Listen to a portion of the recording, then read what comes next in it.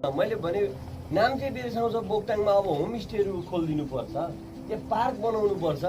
अब त्यसै गरी महिना महिनीको चिसो हावा, बबलाको चिसो हावा ती स्थानहरूलाई हिल स्टेसन बनाउनु पर्छ हामीले। त्यहाँ होमस्टेहरू भयो भने त त्यहाँ मान्छे गएर बस्छ, त्यो ठाउँको भिडियो खिच्छ, फोटो बनाउँछ। तपाईँहरूको प्रयत्न पनि रहन्छ, उहाँहरूको पनि प्रयत्न रहन्छ।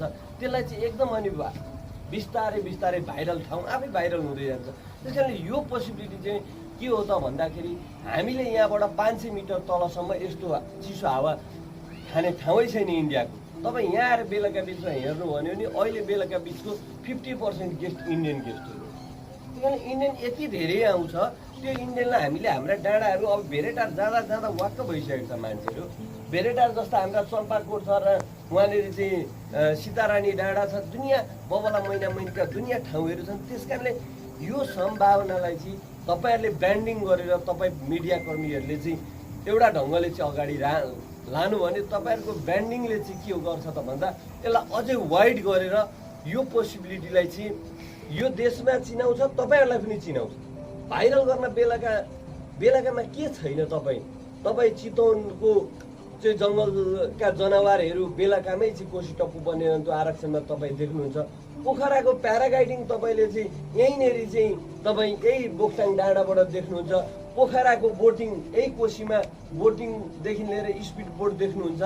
तपाईँ प्राचीन हरिद्वार भनेर चाहिँ बाह्र भगवान् विराजमान हुन्छ। हामीले प्राचीन हरिद्वार अब वारी पनि हो, बेलुका पनि हो प्राचीन हरिद्वार भन्नका लागि चाहिँ हिजोदेखि मेयर साहब हामी बालसन्तलाई भेट्दाखेरि यहाँ साइड स्ट्यान्ड गरौँ भन्दा बालसन्तले अहिले बेला भएको छैन, बिस्तारै हुन्छ भनेर भन्नुभयो।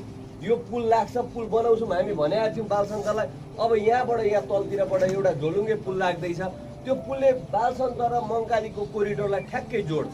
त्यो जोड्ने बित्तिकै तपाईँ यो वारिपारी तपाईँ चाहिँ पुरै यो कुम्भ नगरी बन्छ, वारी पनि साइड स्ट्यान्ड बन्छ, पारी पनि बन्छ।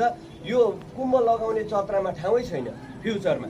तपाईँ सबभन्दा कुम्भ लाउने चाहिँ यो प्याराग्लाइडिङ भन्दा तलतिरको भूभागमा चाहिँ हामीले एउटा ठुलो पोखरी खनेर पोखरीको बिचमा एउटा मन्दिर खडा गरेर त्यहाँ बाबा ल्याएर राख्यौँ भने अब 6-7 यसपालि ठुलै प्रोजेक्टको चाहिँ ढुङ्गाको चाहिँ अब बाँध लाग्दैछ, कटान हुने सम्भावना पनि आगामी वर्षदेखि हुँदैन यतातिर। त्यही कारणले त्यहाँनिर चाहिँ त्यो स्थापना गऱ्यौँ भने वास्तवमा कुम्भ भनेको वारी नै लाग्छ। तपाईँ हेर्नुहुन्छ भने अस्ति जैनमा कुम्भ लाग्यो, वारिपारी हेर्नुहुन्छ भने कत्रो ठुलो कुम्भ लाग्यो। कुम्भ लाग्ने ठाउँ त एकदम ठुलो एरियामा लाग्ने हो, गाउँ बस्तीमा कुम्भ लगाएर हुँदैन।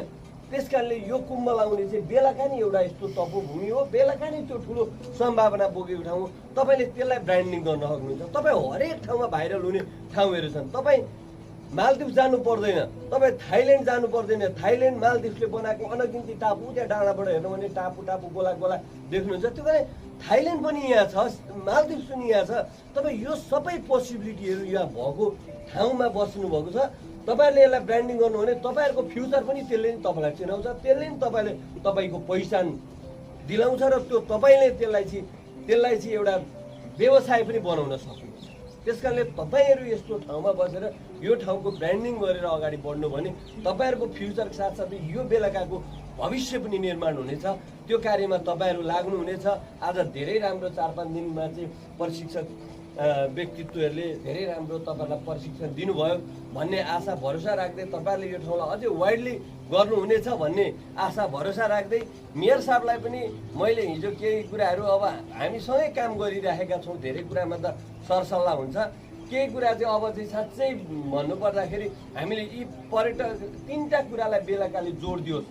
एउटा सडक पूर्वाधारमा जोड दियोस्, दोस्रो कृषिलाई जोड दियोस्, पर्यटनलाई जोड दिने बित्तिकै कृषि त यहाँको खपत भइहाल्छ नि।